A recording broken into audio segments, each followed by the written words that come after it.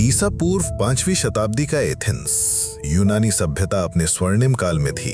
कला, साहित्य, राजनीति और दर्शन के क्षेत्र में अभूतपूर्व प्रगति हो रही थी। इसी महान युग में एक ऐसे व्यक्ति का जन्म हुआ जो मानवीय चिंतन की दिशा को हमेशा के लिए बदल देने वाला था।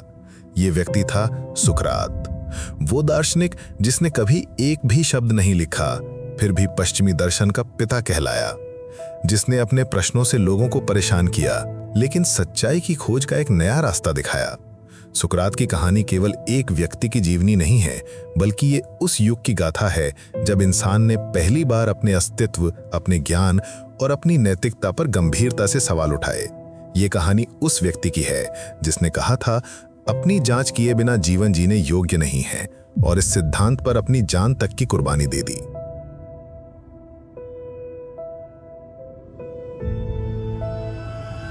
ईसा पूर्व 470 की एक सुनहरी सुबह एथेंस के एलोपेके नामक उपनगर में एक बच्चे का जन्म हुआ। इस बच्चे का नाम रखा गया सुकरात। उस समय कोई नहीं जानता था कि ये नवजात शिशु एक दिन दुनिया के महानतम दार्शनिकों में से एक बनेगा। एथेंस उस समय अपनी शक्ति और गौरव के चरम पर था। पेरिकल्स का स्वर्णिम युग शुरू हो रहा था। शहर में कला, वास्तुकला और बौद्धिक गतिविधियों का जमाना था। सुकरात का जन्म उस युग में हुआ था जब एथेंस में लोकतंत्र अपनी जड़ें जमा रहा था। नागरिकों को राजनीतिक निर्णयों में भाग लेने का अधिकार था। बाजारों में न केवल सामान की खरीद बिक्री होती थी, बल्कि विचारों का भी आदान प्रदान होता था। इसी माहौल में सुकरात ने अपनी आंखें खोली। शहर की हवा में बौद्धिक जिज्ञासा थी, और यही जिज्ञासा बाद में सुकरात के व्यक्तित्व का मूल तत्व बनी। सुकरात के पिता का नाम सोफ्रोनिस्कस था, जो पेशे से एक मूर्तिकार था। उनकी मां फाइनारेट एक दाई थी। ये पारिवारिक पृष्ठभूमि सुकरात के भविष्य के दर्शन में महत्वपूर्ण भूमिका निभाई। पिता से उन्हें कलात्मक संवेदना मिली और मां से जीवन को जन्म देने की कला का ज्ञान। सुकरात का बचपन एक सामान्य एथेनियाई परिवार में बीता। उनका परिवार ना तो बहुत अमीर था, ना ही बहुत गरीब। बचपन से ही सुकरात में एक असामान्य जिज्ञासा थी। वे हर चीज के बारे में प्रश्न पूछते थे। सुकरात के मन में यह जानने की तीव्र इच्छा थी कि चीजें क्यों वैसी हैं जैसी हैं। ये केवल जिज्ञासा नहीं थी, बल्कि एक गहरी दार्शनिक खोज थी जो उन्हें अपने आसपास की दुनिया को समझने के लिए प्रेरित करती थी। वे केवल ये स्वीकार नहीं करना चाहते थे कि कुछ चीजें इसी तरह से घटित होती हैं, बल्कि वे उनके मूल कारण, उनके पीछे के तर्क और उनके अंतर्निहित सिद्धांतों को जानना चाहते थे। ये जिज्ञासा ही उनके जीवन का केंद्रीय स्तंभ बनी, और उन्होंने इसी के माध्यम से अपने छात्रों और अपने समकालीन समाज को चुनौती दी। एक साधारण शिल्पकार और दाई के घर जन्मे सुकरात ने कभी यह सोचा भी नहीं होगा कि उनके विचार सदियों तक मानव चिंतन को प्रभावित करेंगे। उनकी ये अद्वितीय जिज्ञासु प्रवृत्ति, जो सत्य की खोज में अनवरत लगी रहती थी, एक दिन दर्शन शास्त्र की आधारशिला बनेगी। छोटे सुकरात अक्सर अपने पिता की मूर्ति कला की दुकान में जाते थे। वहां वे देखते थे कि कैसे कच्चे पत्थर से सुंदर मूर्तियां बनती हैं। ये प्रक्रिया उन्हें मोहित करती थी। वे समझते थे कि मूर्तिकार पत्थर में से अनावश्यक भागों को हटाकर मूर्ति को निकालता है। बाद में उनका दर्शन भी कुछ इसी तरह से काम करता था। वे लोगों के मन से अज्ञानता को हटाकर सच्चे ज्ञान को प्रकट करने की कोशिश करते थे। एथेंस में उस समय शिक्षा का एक निर्धारित तरीका था। बच्चों को पहले व्याकरण सिखाया जाता था, फिर संगीत और शारीरिक शिक्षा दी जाती थी। सुकरात ने भी यही पारंपरिक शिक्षा प्राप्त की। उन्होंने होमर और हेसियोड की कविताएं पढ़ी, लिरे बजाना सीखा और जिम्नेजियम में व्यायाम किया। हालांकि सुकरात की सच्ची और गहन शिक्षा कक्षाओं या जिम्नेजियम की दीवारों तक ही सीमित नहीं थी। उनकी वास्तविक ज्ञान प्राप्ति एथेंस की जीवंत सड़कों पर, हलचल भरे बाजारों में और आम लोगों के साथ निरंतर संवाद में हुई। वे अक्सर सार्वजनिक स्थानों पर लोगों से मिलते थे, उनसे प्रश्न पूछते थे और संवाद के माध्यम से सत्य की खोज करते थे।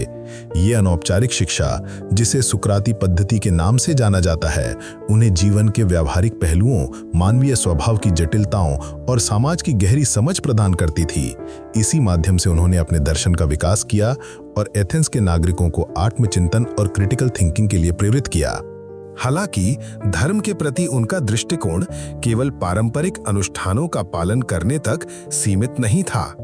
वे मात्र रीति रिवाजों का पालन नहीं करते थे, बल्कि उनके पीछे छिपी गहरी सच्चाई और अर्थ को समझने का प्रयास करते थे।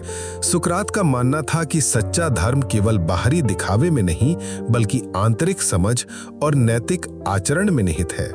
उन्होंने देवताओं की इच्छा और ब्रह्मांड के नियमों को तर्क और विवेक के माध्यम से समझने की कोशिश की, बजाय इसके कि वे केवल अंधविश्वास पर आधारित हों। जैसे जैसे सुकरात बड़े होते गए, वैसे वैसे उनकी बौद्धिक क्षुधा भी बढ़ती गई।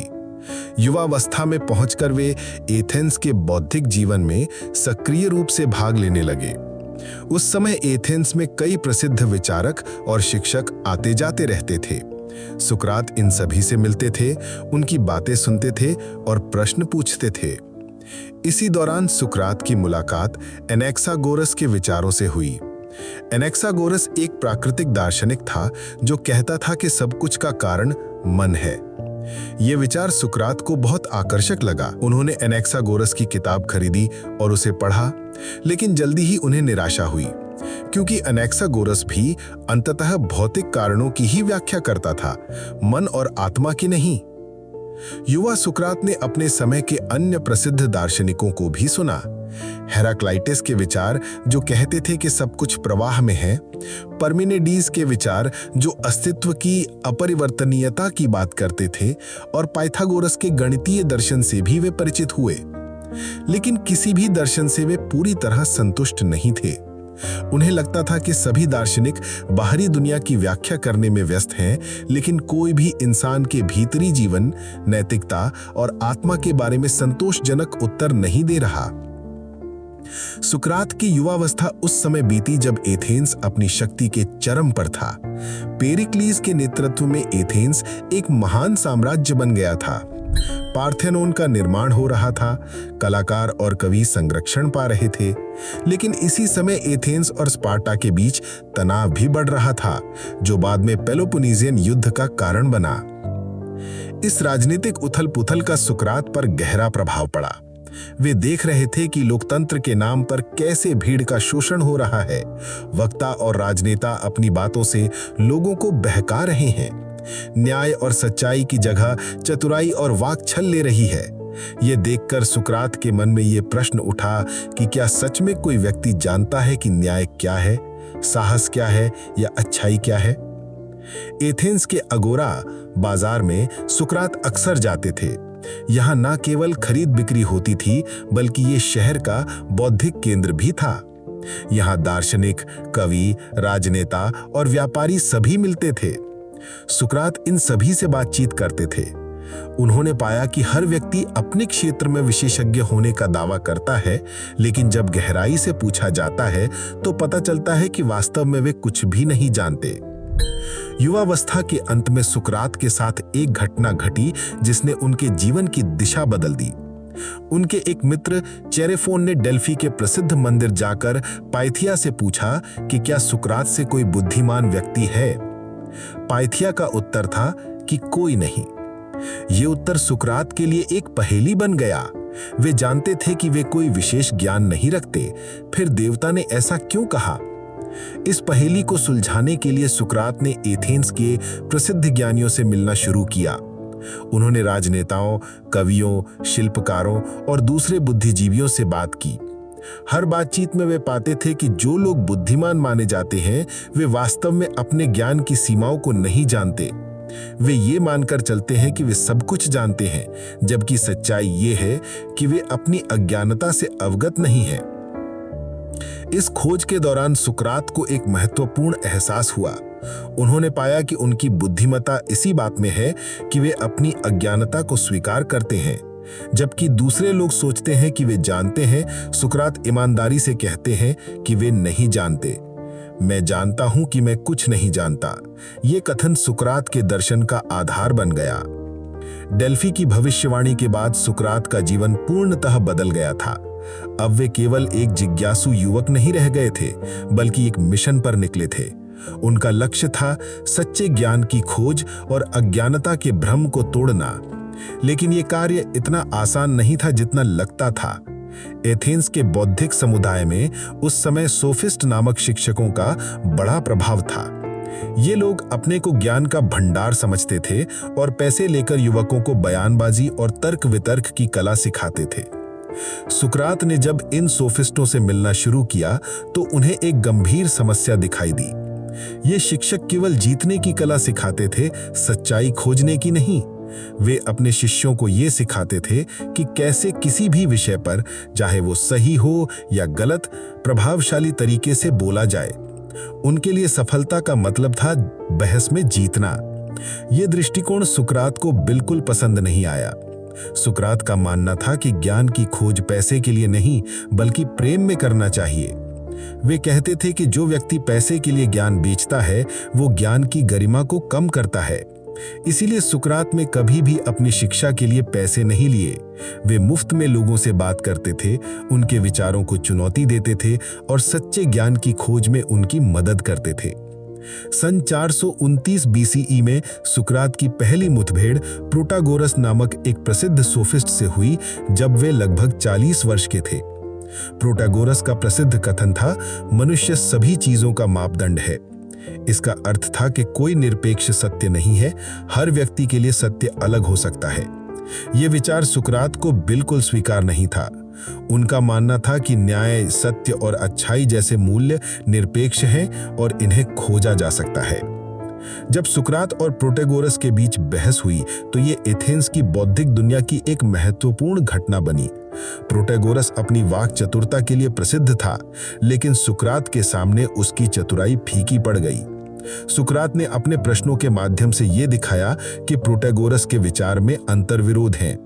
यदि सब कुछ सापेक्ष है तो ये कथन कि मनुष्य सभी चीजों का मापदंड है भी सापेक्ष होना चाहिए। साल 427 बीसीई में इसी तरह सुकरात की मुलाकात गॉर्गियास से भी हुई, जो बयानबाजी का माहिर था। गॉर्गियास का दावा था कि वो किसी भी व्यक्ति को किसी भी विषय पर बोलना सिखा सकता है, चाहे उसे उस विषय की जानकारी हो या ना हो। सुकरात ने उससे पूछा कि क्या बयानबाजी एक कला है या केवल चालाकी? क्या ये न्याय और अन्याय में अंतर करती है या केवल लोगों को भ्रम में डालती है?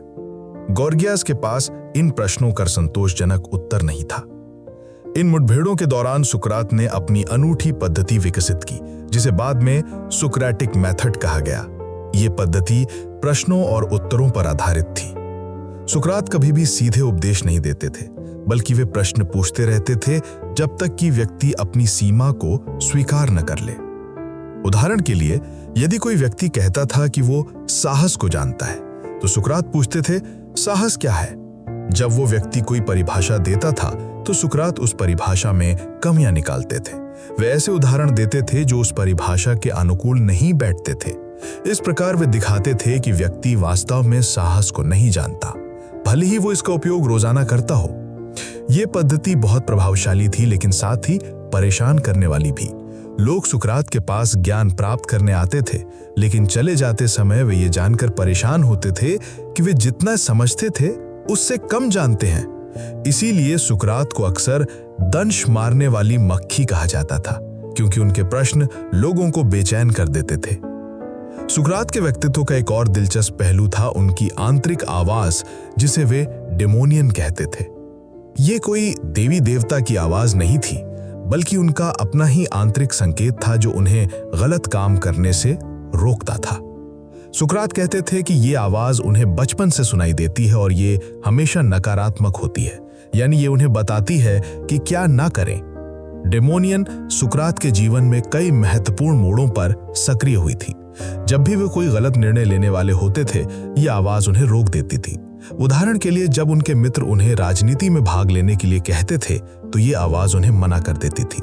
बाद में सुकरात ने कहा कि यह अच्छा हुआ, क्योंकि एथेंस की राजनीति में ईमानदार व्यक्ति का जीवित रहना मुश्किल था। सुकरात ने अपने दर्शन का केंद्र मानव जीवन और नैतिकता को बनाया। उनके पहले के दार्शनिक मुख्यतः प्रकृति और ब्रह्मांड के बारे में सोचते थे। सुकरात ने कहा कि पहले हमें अपने आप को जानना चाहिए। उनके प्रमुख प्रश्न थे, अच्छा जीवन क्या है, न्याय क्या है, साहस क्या है, प्रेम क्या है, सुंदरता क्या है। सुकरात का मानना था कि इन प्रश्नों के उत्तर जानना केवल बौद्धिक जिज्ञासा की बात नहीं है, बल्कि ऊंचे जीवन के लिए आवश्यक है। वे कहते थे, कि गुण ही ज्ञान है, यानी जो व्यक्ति सच में जानता है कि सही क्या है वो गलत नहीं कर सकता। इसका मतलब यह था कि लोग बुरे काम इसलिए करते हैं क्योंकि वे अज्ञानी हैं। जानबूझकर बुराई करने वाला कोई नहीं होता। यह विचार बहुत क्रांतिकारी था, क्योंकि इसका मतलब यह था कि अपराधियों को दंड देने की बजाय शिक्षा देनी चाहिए।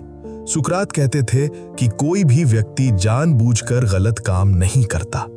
यह सुनने में विचित्र लग सकता है, लेकिन सुकरात का तर्क था कि हर व्यक्ति अपनी भलाई चाहता है, और यदि वो जानता कि वास्तव में उसकी भलाई किस में है तो वो कभी गलत काम नहीं करता। जैसे जैसे सुकरात की ख्याति बढ़ती गई, वैसे वैसे उनके पास युवक आने लगे जो उनसे सीखना चाहते थे। इन युवकों में कुछ बाद में बहुत प्रसिद्ध हुए। सबसे प्रसिद्ध था प्लेटो, जो बाद में सुकरात का सबसे महत्वपूर्ण शिष्य बना। प्लेटो ने ही सुकरात के विचारों को लिखकर संसार के लिए सुरक्षित रखा। अगर हम बात करें सुकरात के दैनिक जीवन के बारे में, तो उनका दैनिक जीवन बहुत सरल था। वो सुबह घर से निकलते थे और एथेंस के बाजार में जाकर लोगों से बातचीत करते थे। उनका कोई निश्चित व्यवसाय नहीं था, लेकिन वे अपने दर्शन को ही अपना जीवन कार्य मानते थे। वे कहते थे कि देवता ने उन्हें एथेंस के लिए एक उपहार के रूप में भेजा है। उनका कहना था कि उनका मिशन एथेंस शहर को बेहतर बनाने में मदद करना है, और वे खुद को एक गैडफ्लाई के रूप में देखते थे जो शहर को जगाने और उसे बेहतर बनाने के लिए लगातार उत्तेजित करता था।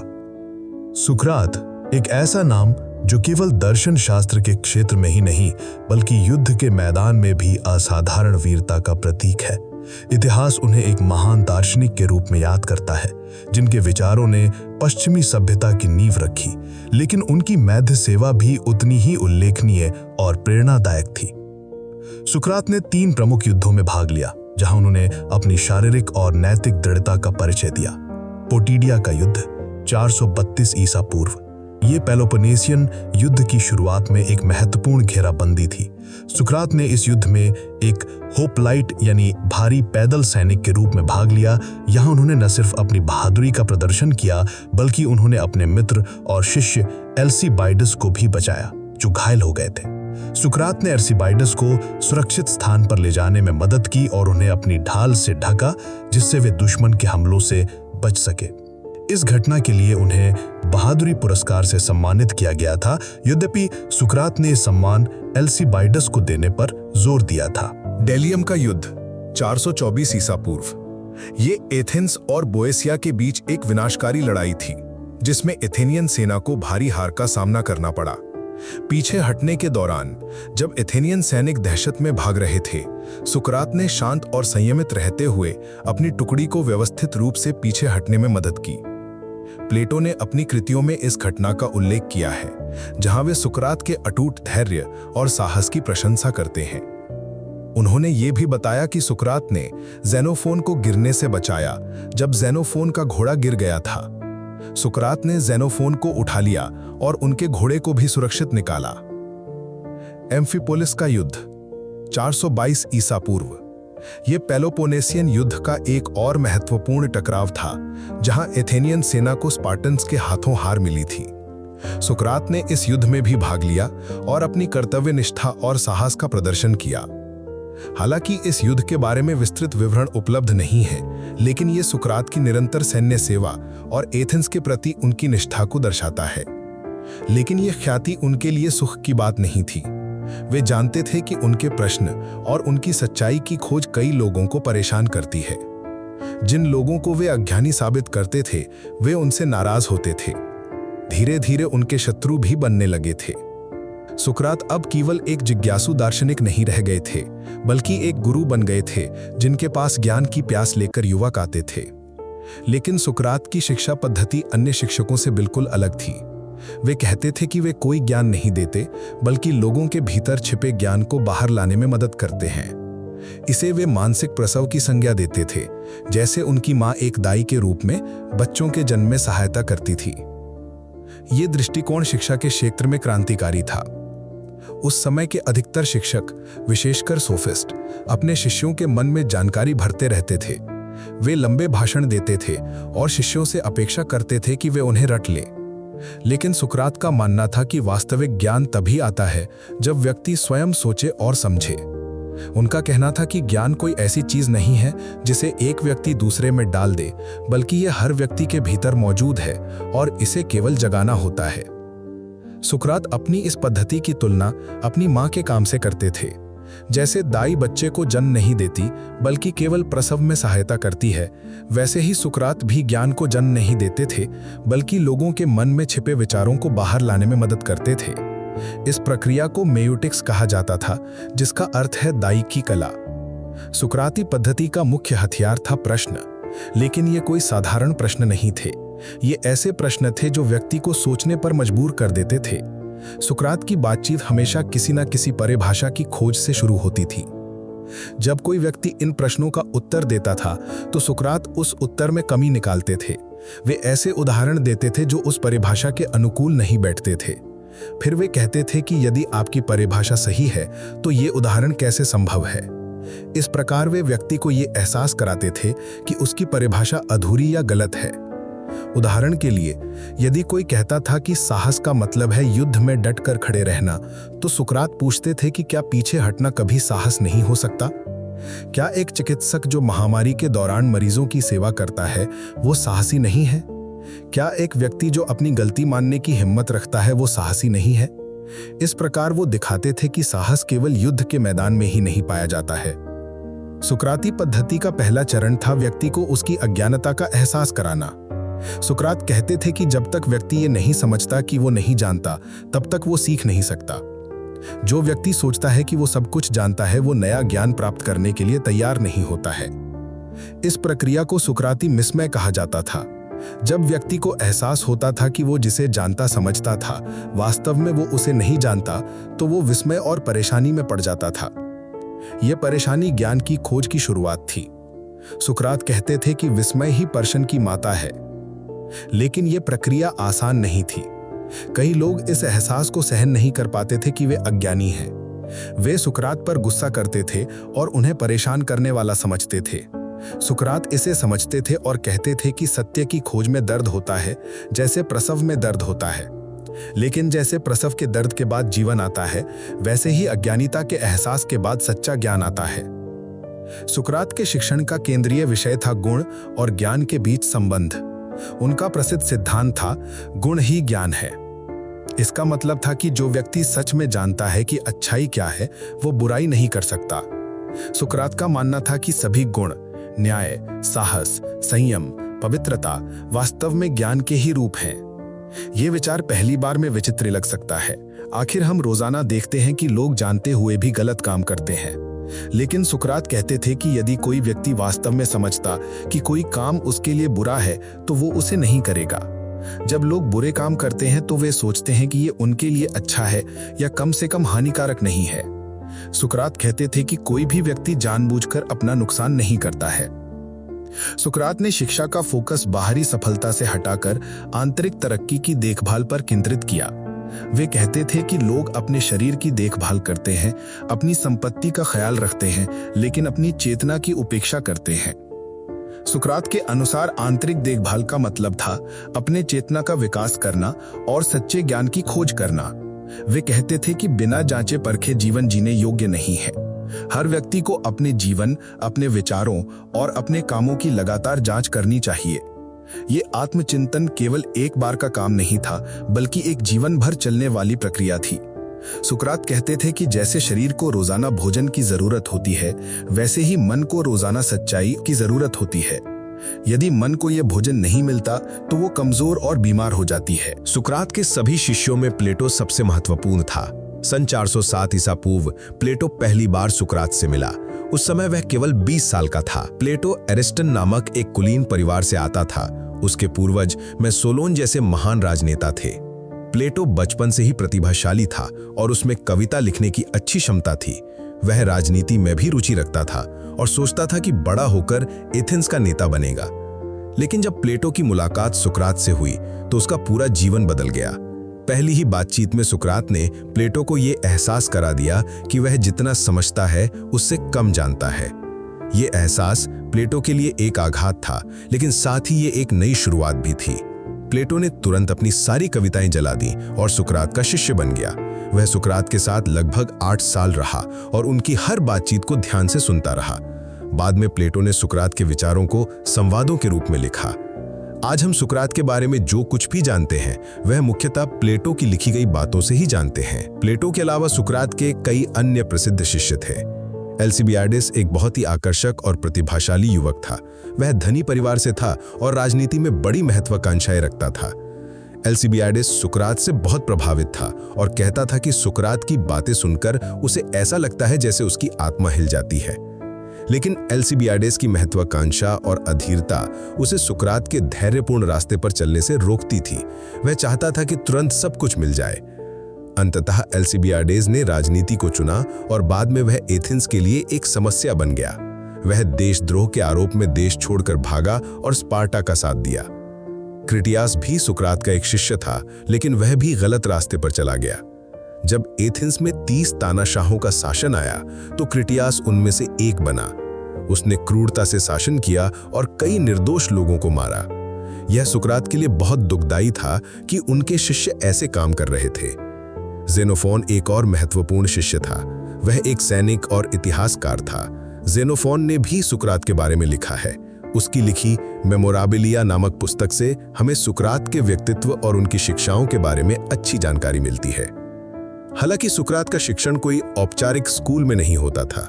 वे एथेंस की सड़कों पर, जिम्नेजियम में, बाजार में या किसी के घर में बैठकर लोगों से बातचीत करते थे। उनकी कक्षा पूरा एथेंस था। कभी वे किसी धनी व्यक्ति के घर दावत में जाते और वहां दर्शन की चर्चा करते, कभी किसी दुकानदार से बात करते। सुकरात की बातचीत में हर तरह के लोग भाग लेते थे, युवा और बूढ़े, अमीर और गरीब, शिक्षित और अशिक्षित। सुकरात का मानना था कि सच्चाई किसी एक वर्ग की संपत्ति नहीं है। हर व्यक्ति के पास कुछ ना कुछ ज्ञान होता है और हर व्यक्ति से कुछ ना कुछ सीखा जा सकता है। सुकरात अक्सर रोजमर्रा की चीजों से अपनी बात शुरू करते थे। वे किसी मोची से पूछते कि अच्छे जूते कैसे बनते हैं, किसी सुनार से पूछते कि सोना कैसे पहचाना जाता है। फिर वे इन्हीं उदाहरणों के माध्यम से गहरे दार्शनिक प्रश्नों तक पहुंचते थे। वे कहते थे कि जैसे हर शिल्प की अपनी विशेषज्ञता होती है, वैसे ही जीवन जीने की भी एक कला होती है और इस कला को सीखना जरूरी है। सुकरात अपनी बातचीत में अक्सर व्यंग्य का प्रयोग करते थे। जब कोई व्यक्ति बहुत गंभीरता से कोई बात कहता था तो सुकरात बड़ी नम्रता से कहते थे कि मैं तो अज्ञानी हूं, कृपया मुझे समझाइए। लेकिन फिर वे ऐसे प्रश्न पूछते थे जो उस व्यक्ति के अज्ञानता को उजागर कर देते थे। ये व्यंग्य सोक्रेटिक आयरनी कहलाता है। इसमें सुकरात अपने को अज्ञानी दिखाते थे, जबकि वास्तव में वे दूसरे व्यक्ति की अज्ञानता को प्रकट कर रहे होते थे। ये तकनीक बहुत प्रभावशाली थी, लेकिन कई लोगों को ये पसंद नहीं आती थी। वे सोचते थे कि सुकरात उनका मजाक उड़ा रहे हैं। सुकरात हास्य का भी अच्छा प्रयोग करते थे। वे अपने बारे में मजाक करने से भी नहीं हिचकिचाते थे। वे कहते थे कि वे देखने में बहुत सुंदर नहीं हैं, लेकिन सैटायर जैसे दिखने के बावजूद भी उनके पास बुद्धि है। ये हास्य लोगों को आकर्षित करता था और गंभीर विषयों पर चर्चा को रोचक बनाता था। जैसे जैसे सुकरात की ख्याति बढ़ती गई, वैसे वैसे उनके विरोधी भी बढ़ते गए। कई लोगों को लगता था कि सुकरात युवकों को बिगाड़ रहे हैं। वे उन्हें पारंपरिक मूल्यों पर सवाल उठाना सिखा रहे हैं। माता पिता शिकायत करते थे कि उनके बच्चे घर आकर उनसे भी वैसे ही सवाल पूछते हैं जैसे सुकरात पूछते हैं। राजनेताओं को भी सुकरात पसंद नहीं था, क्योंकि वे राजनीतिक ज्ञान पर सवाल उठाते थे। जब कोई राजनेता न्याय की बात करता था तो सुकरात पूछते थे कि न्याय क्या है। जब कोई साहस की बात करता था तो वे साहस की परिभाषा मांगते थे। ये राजनेताओं को परेशानी में डाल देता था। धार्मिक नेताओं को भी सुकरात से समस्या थी। सुकरात पारंपरिक धर्म पर सवाल उठाते थे और अपनी आंतरिक आवाज की बात करते थे। कुछ लोगों को लगता था कि वे नए देवताओं की पूजा करते हैं या देवताओं में विश्वास नहीं रखते हैं। इस प्रकार सुकरात ने शिक्षा के क्षेत्र में एक नई क्रांति ला दी। उन्होंने दिखाया कि सच्ची शिक्षा रटना नहीं है, बल्कि सोचना सीखना है। उन्होंने बताया कि गुरु का काम ये नहीं है कि वह अपना ज्ञान शिष्य के मन में डाल दे, बल्कि ये है कि वह शिष्य के भीतर छुपी क्षमताओं को बाहर लाने में मदद करे। सुकरात की शिक्षा पद्धति का प्रभाव केवल उनके समय तक ही सीमित नहीं रहा। आज भी दुनिया भर के स्कूलों और कॉलेजों में सुकराती विधि का प्रयोग होता है। जब शिक्षक छात्रों से प्रश्न पूछकर उन्हें सोचने पर मजबूर करते हैं, तो वे सुकरात की ही परंपरा का पालन करते हैं। सुकरात ने यह भी दिखाया कि दर्शन कोई केवल किताबों में पढ़ने वाली चीज नहीं है, बल्कि ये जीवन जीने का तरीका है। उन्होंने प्रमाणित किया कि दर्शन का सबसे महत्वपूर्ण कार्य है लोगों को बेहतर इंसान बनाने में मदद करना। जैसे जैसे सुकरात की ख्याति और प्रभाव बढ़ता गया, वैसे वैसे एथेंस की राजनीतिक स्थिति भी बिगड़ती गई। स्पार्टा के साथ चल रहा पेलोपोनेसियन युद्ध 431 से 404 ईसा पूर्व एथेंस के लिए विनाशकारी साबित हो रहा था। ये युद्ध केवल दो शहर राज्यों के बीच की लड़ाई नहीं था, बल्कि दो अलग अलग जीवन शैलियों के बीच संघर्ष था। एक तरफ था एथेंस का लोकतंत्र, कला, दर्शन और व्यापार का केंद्र। दूसरी तरफ था स्पार्टा का सैन्यवादी और अनुशासित समाज। ये युद्ध लगभग 30 साल तक चला और इसने एथेंस की आर्थिक, सामाजिक और नैतिक बुनियाद हिला दी। युद्ध के दौरान लोकतंत्र कमजोर होता गया, भ्रष्टाचार बढ़ा और लोगों का अपनी परंपरागत मान्यताओं से विश्वास उठने लगा। इसी माहौल में सुकरात के दर्शन को लेकर तीखी बहस शुरू हुई। कुछ लोग उन्हें इस संकट का कारण मानने लगे। सुकरात स्वयं इस युद्ध में एक सैनिक के रूप में भाग ले चुके थे और उन्होंने एथेंस की सेवा की थी, लेकिन उनके दार्शनिक विचार और प्रश्न पूछने की आदत से कई लोग परेशान थे। उनका कहना था कि सुकरात युवकों को पारंपरिक मूल्यों के खिलाफ भड़का रहे हैं और इससे समाज में अराजकता फैल रही है। सुकरात के लिए ये एक कठिन समय था, क्योंकि वो जानते थे कि उनका मकसद समाज को नुकसान पहुंचाना नहीं, बल्कि लोगों को बेहतर बनाना था। सुकरात का लोकतंत्र के साथ एक जटिल रिश्ता था। एक तरफ वे एथेंस के नागरिक थे और अपने शहर से प्रेम करते थे, दूसरी तरफ उन्हें लोकतंत्र की कमियां साफ दिखाई देती थीं। सुकरात का मानना था कि राजनीति भी एक कला है, जैसे चिकित्सा या जहाजरानी एक कला है, और जैसे हम अपना इलाज किसी भी व्यक्ति से नहीं कराते बल्कि एक प्रशिक्षित डॉक्टर के पास जाते हैं, वैसे ही शासन भी विशेषज्ञों के हाथ में होना चाहिए। लेकिन एथेंस के लोकतंत्र में कोई भी नागरिक राजनीतिक निर्णयों में भाग ले सकता था, चाहे उसे राजनीति की जानकारी हो या न हो। सुकरात देखते थे कि कैसे चतुर वक्ता अपनी बातों से भीड़ को बहका देते हैं और गलत निर्णय कराते हैं। उन्होंने देखा था कि कैसे पेरिकल्स जैसे महान नेता का बेटा भी बिगड़ गया और कैसे एल्सीबियाडेस जैसे प्रतिभाशाली युवक भी गलत रास्ते पर चले गए। सुकरात का प्रसिद्ध उदाहरण था कि यदि आपको समुद्री यात्रा करनी हो तो आप किसी भी व्यक्ति को कैप्टन नहीं बनाएंगे, बल्कि एक अनुभवी नाविक को चुनेंगे। फिर सबसे महत्वपूर्ण काम है देश चलाना, तो इसे किसी भी व्यक्ति के हाथ में क्यों सौंपा जाता है? यह सवाल बहुत से लोगों को पसंद नहीं आता था, क्योंकि ये लोकतंत्र की बुनियादी मान्यता पर सवाल उठाता था। ईसा पूर्व 406 में अर्गिनुसे की नौसैनिक लड़ाई हुई, जिसमें एथेंस की जीत हुई, लेकिन तूफान के कारण एथेनियाई सेनापति डूबे हुए सैनिकों को बचा नहीं सके। एथेंस वापस लौटने पर लोगों में गुस्सा था और वो सभी सेनापतियों पर मुकदमा चलाना चाहते थे। समस्या ये थी कि एथेनियाई कानून के अनुसार हर व्यक्ति पर अलग अलग मुकदमा चलाना चाहिए था, लेकिन भीड़ सभी पर एक साथ मुकदमा चलाना चाहती थी। उस दिन सुकरात परिषद के अध्यक्ष थे। जब प्रस्ताव आया कि सभी सेनापतियों पर एक साथ मुकदमा चलाया जाए, तो सुकरात ने इसका विरोध किया। उन्होंने कहा कि ये कानून के विरुद्ध है। भीड़ गुस्से में थी और सुकरात को धमकी दी गई। लोग चिल्ला रहे थे कि यदि सुकरात इस प्रस्ताव को पास नहीं करते तो उन्हें भी सजा दी जाएगी, लेकिन सुकरात अड़े रहे। उन्होंने कहा कि वो भीड़ के दबाव में आकर गलत काम नहीं करेंगे। उनका कहना था कि न्याय से बड़ी कोई चीज नहीं है और वो अन्याय में भागीदार नहीं बनेंगे। अंततः किसी और ने अध्यक्षता संभाली और सभी सेनापतियों को मृत्युदंड दे दिया गया। बाद में एथेंस के लोगों को एहसास हुआ कि ये गलत था, लेकिन तब तक बहुत देर हो चुकी थी। इस घटना ने दिखाया कि सुकरात अपने सिद्धांतों के लिए अपनी जान तक दांव पर लगा सकते हैं। ईसा पूर्व 404 में एथेंस की स्पार्टा से हार के बाद स्पार्टा ने एथेंस में 30 व्यक्तियों की एक परिषद बनाई जो तानाशाही करने लगी। इन्हें 30 तानाशाह कहा जाता है। इनमें से एक था क्रिटियास, जो कभी सुकरात का शिष्य रह चुका था। यह सुकरात के लिए बहुत दुखदाई था कि उनका शिष्य इतना क्रूर शासक बन गया था। 30 तानाशाहों ने एथेंस में आतंक का राज स्थापित किया। उन्होंने अपने विरोधियों को मारा, संपत्ति जब्त की और कई निर्दोष लोगों को भी सजा दी। सुकरात इस शासन के बिल्कुल विरोध में थे, लेकिन खुले में विरोध करना खतरनाक था। फिर भी जब भी मौका मिलता था, वे अपना विरोध जताते थे। एक दिन क्रिटियास ने सुकरात को बुलाया और कहा कि वो युवकों से बात करना बंद कर दें। क्रिटियास का डर था कि सुकरात के प्रश्न लोगों को सोचने पर मजबूर करते हैं और ये तानाशाही के लिए खतरनाक है। सुकरात ने साफ मना कर दिया। उन्होंने कहा कि वो अपना धर्म नहीं छोड़ सकते। यदि वो लोगों से बात करना बंद कर दें तो ये ऐसा होगा जैसे वो जीते जी मर जाएं। 30 तानाशाहों के शासन में एक और घटना हुई जिसने सुकरात के चरित्र की महानता को दिखाया। सलामिस द्वीप में लियोन नाम का एक व्यक्ति रहता था जो बहुत धनी था। तानाशाहों ने उसकी संपत्ति हड़पने के लिए उसे गिरफ्तार करने का आदेश दिया। सुकरात सहित 5 व्यक्तियों को यह काम सौंपा गया। सुकरात ने साफ मना कर दिया। उन्होंने कहा कि वो किसी निर्दोष व्यक्ति को गिरफ्तार करने में भागीदार नहीं बनेंगे। बाकी 4 लोग लियोन को गिरफ्तार करने गए और उसे मार दिया गया। सुकरात घर चले गए। ये बहुत खतरनाक था क्योंकि तानाशाहों की अवज्ञा करने की सजा मौत थी। लेकिन सुकरात ने कहा कि वो गलत काम करने से मरना बेहतर समझते हैं। सौभाग्य से 30 तानाशाहों का शासन ज्यादा दिन नहीं चला। ईसा पूर्व 403 में लोकतंत्र की बहाली हुई और तानाशाहों को भगा दिया गया। क्रिटियास भी इस संघर्ष में मारा गया। लेकिन सुकरात के लिए समस्या ये थी कि लोग उन्हें तानाशाहों से जोड़कर देखते थे क्योंकि क्रिटियास उनका शिष्य था। कई लोग सोचते थे कि सुकरात ही ने क्रिटियास को इतना अहंकारी और क्रूर बनाया था। लोकतंत्र की बहाली के बाद एथेंस में एक आम माफी का ऐलान हुआ। तानाशाही के दौरान जो भी हुआ था उसे भुला दिया जाना था। लेकिन सुकरात के विरोधी चुप नहीं बैठे।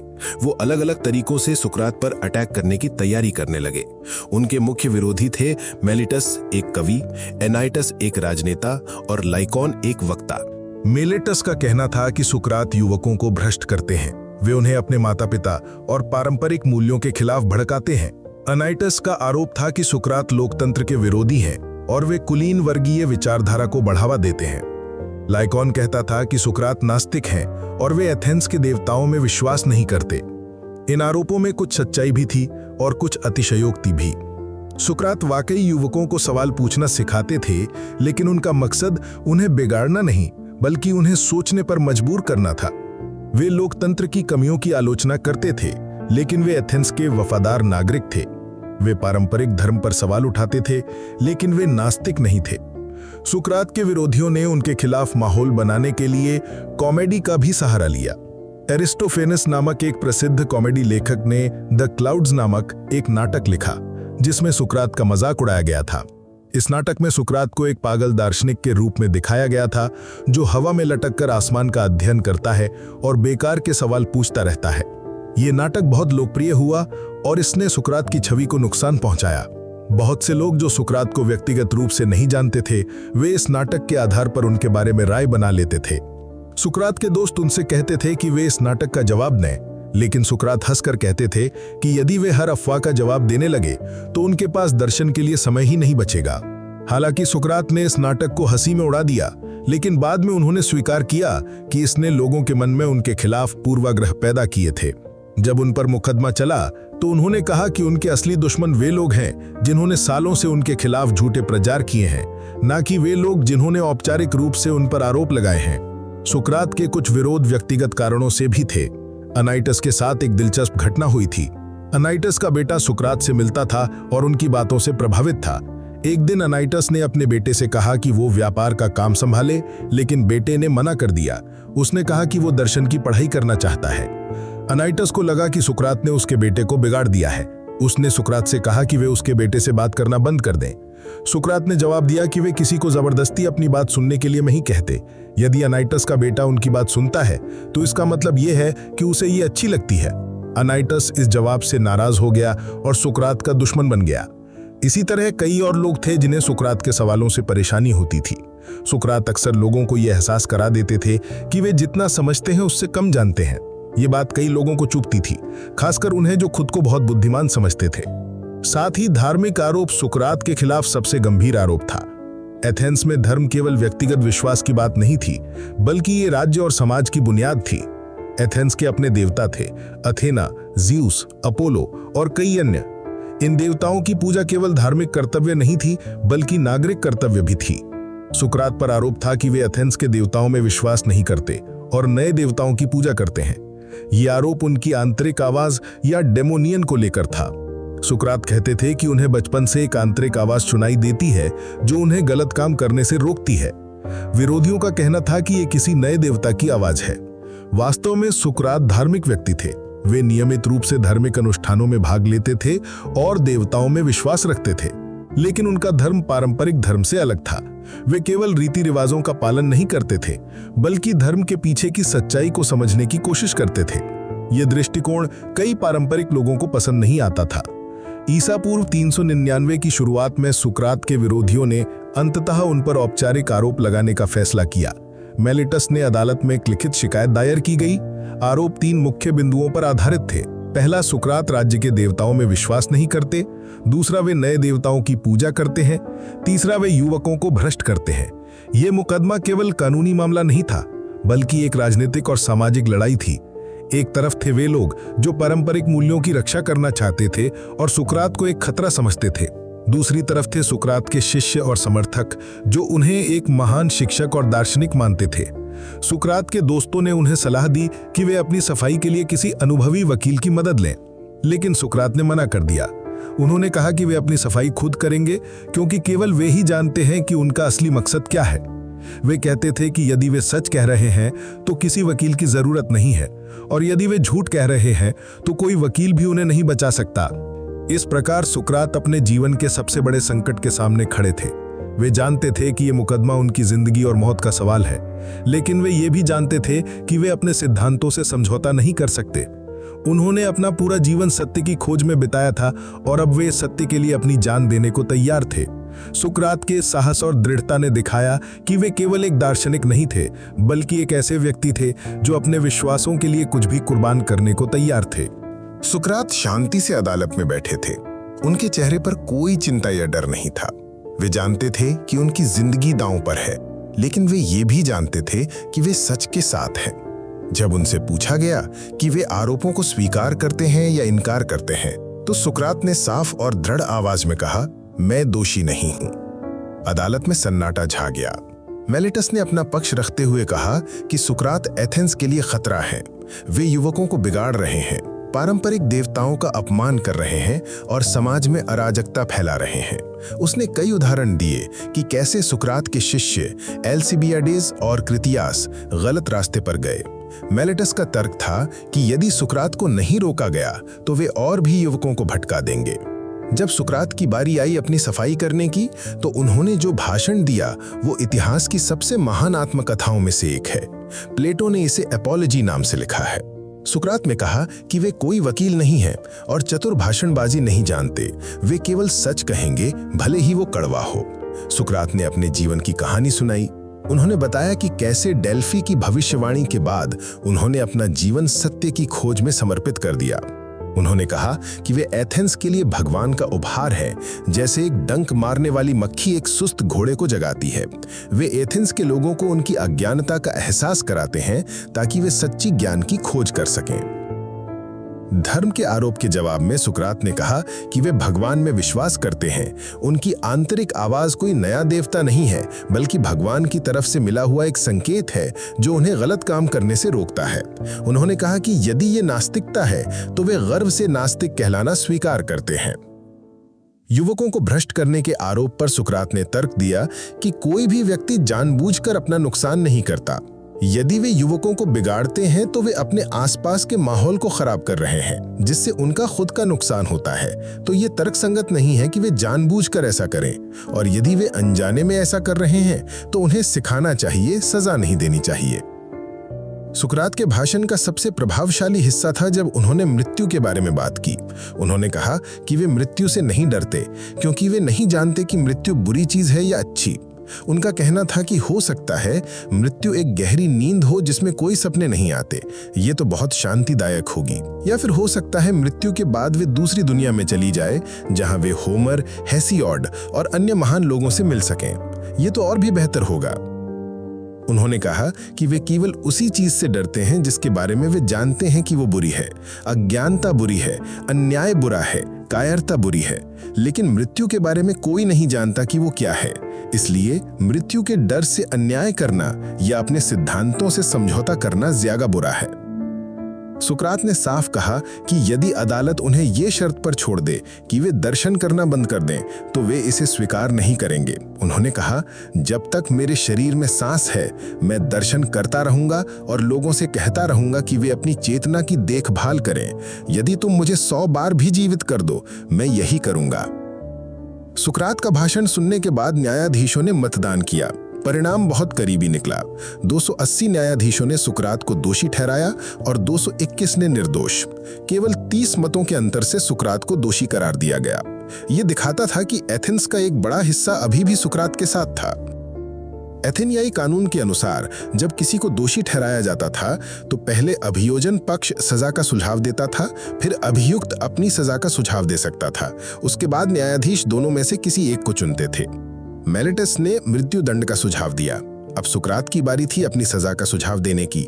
सुकरात के दोस्तों को उम्मीद थी कि वे जुर्माने का सुझाव देंगे या देश निकाला स्वीकार करेंगे, लेकिन सुकरात ने जो कहा वो सबको चौंका देने वाला था। उन्होंने कहा कि वे अपराधी नहीं हैं बल्कि एथेंस के हितैषी हैं, इसलिए उन्हें सजा नहीं बल्कि पुरस्कार मिलना चाहिए। उन्होंने सुझाव दिया कि उन्हें प्रिटेनियम में मुफ्त भोजन दिया जाना चाहिए, वही सम्मान जो ओलंपिक के विजेताओं को मिलता था। सुकरात के इस जवाब से न्यायाधीश नाराज हो गए। उन्हें लगा कि सुकरात अदालत का अपमान कर रहे हैं। सुकरात के दोस्तों ने उन्हें समझाया कि वे कुछ और सुझाए।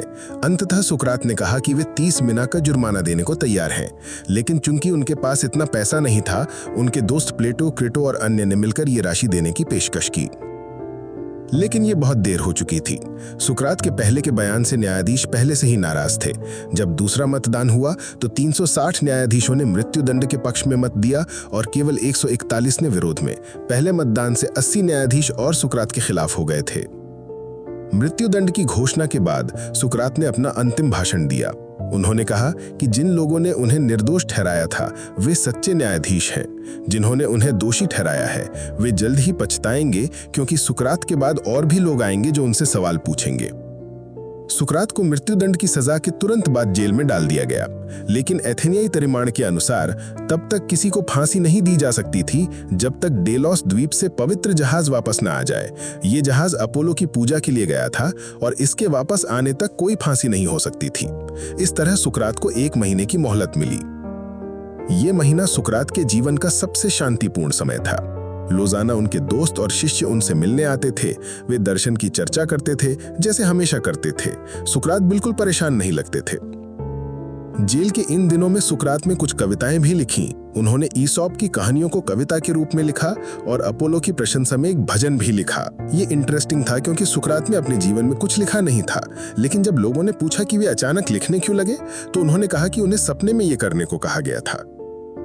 जेल में सुकरात के साथ कई महत्वपूर्ण बातचीत हुई जिन्हें प्लेटो ने संवादों के रूप में लिखा है। क्रीटो नामक संवाद में सुकरात के सबसे पुराने दोस्त क्रीटो ने उन्हें जेल से भागने का प्रस्ताव दिया। क्रीटो ने कहा कि सब कुछ तैयार है, पैसा, योजना और रास्ता, सुकरात को केवल हाँ कहना है। लेकिन सुकरात ने मना कर दिया। उन्होंने कहा कि यदि वे भाग जाते हैं तो ये अन्याय होगा। उन्होंने एथेंस के कानूनों से एक वादा किया था कि वे उनका पालन करेंगे। यदि वे अब भाग जाते हैं तो वे अपना वादा तोड़ेंगे। सुकरात कहते थे कि अन्याय का जवाब अन्याय से नहीं दिया जा सकता।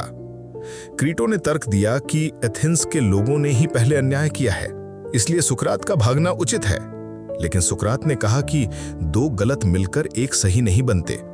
उन्होंने कहा कि वे अपने सिद्धांतों के लिए जी चुके हैं, अब उन्हीं सिद्धांतों के लिए मरेंगे भी। फेडो नामक संवाद में सुकरात ने अपने अंतिम दिन आत्मा की अमरता के बारे में लंबी चर्चा की। उन्होंने कई तर्क दिए कि आत्मा अमर है और मृत्यु के बाद भी जीवित रहती है। सुकरात कहते थे कि दर्शन वास्तव में मरने की तैयारी है। उन्होंने कहा कि सच्चा दार्शनिक शारीरिक सुखों से ऊपर उठकर आत्मिक आनंद की खोज करता है। मृत्यु केवल इस प्रक्रिया का अंतिम चरण है जब आत्मा पूरी तरह शरीर से मुक्त हो जाती है।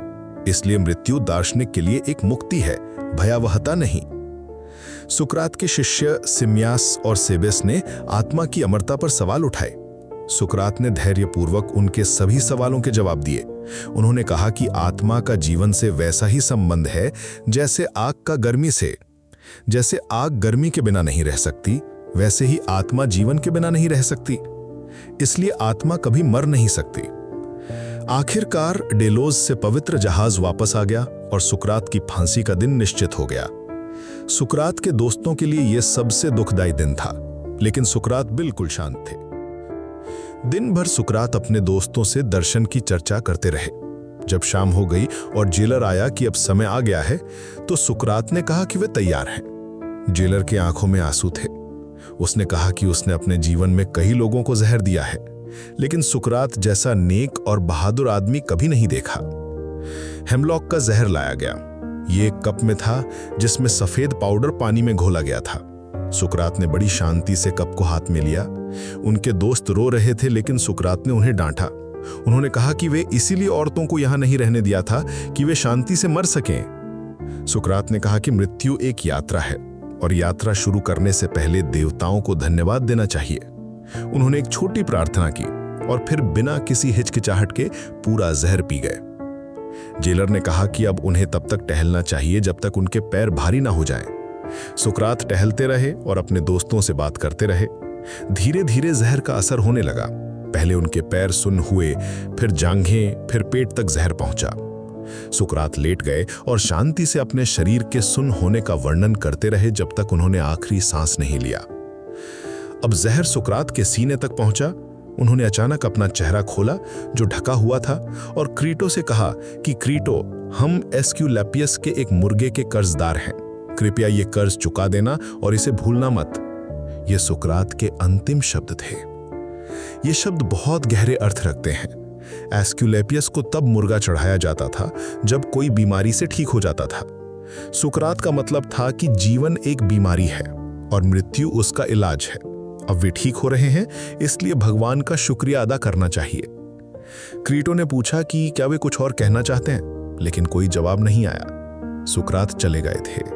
प्लेटो ने लिखा है, इस प्रकार हमारे मित्र का अंत हुआ, जो हमारे विचार से अपने समय का सबसे बुद्धिमान, न्यायप्रिय और श्रेष्ठ व्यक्ति था। सुकरात की मृत्यु के तुरंत बाद एथेंस में पछतावे की लहर दौड़ गई।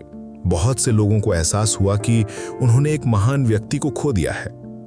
मेलेटस और अन्य आरोपियों से लोग नफरत करने लगे। कुछ इतिहासकारों का कहना है कि मेलेटस को बाद में मार दिया गया, हालांकि ये पुष्ट नहीं है। अनाइटस को एथेंस छोड़कर भागना पड़ा क्योंकि लोग उसे सुकरात का हत्यारा मानते थे।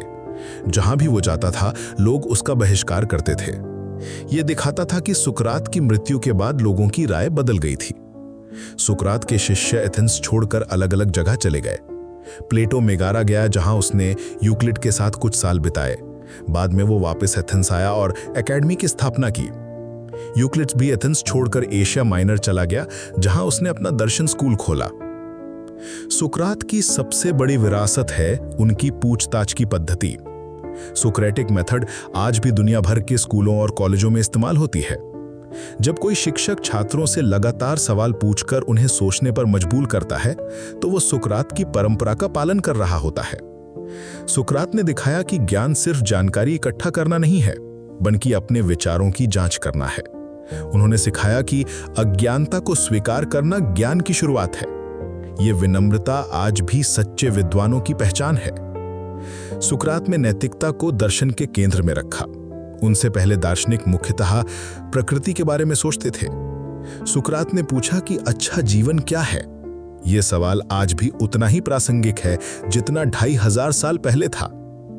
सुकरात का सबसे बड़ा प्रभाव उनके शिष्य प्लेटो पर पड़ा। प्लेटो ने सुकरात के विचारों को न केवल संरक्षित रखा, बल्कि उन्हें आगे भी बढ़ाया। प्लेटो के सभी संवादों में सुकरात मुख्य पात्र हैं। हालांकि कुछ विद्वानों का मानना है कि बाद के संवादों में प्लेटो ने अपने विचार सुकरात के मुंह से कलवाए हैं। प्लेटो के शिष्य अरस्तु पर भी सुकरात का अप्रत्यक्ष प्रभाव पड़ा था। अरस्तु ने तर्कशास्त्र का विकास किया।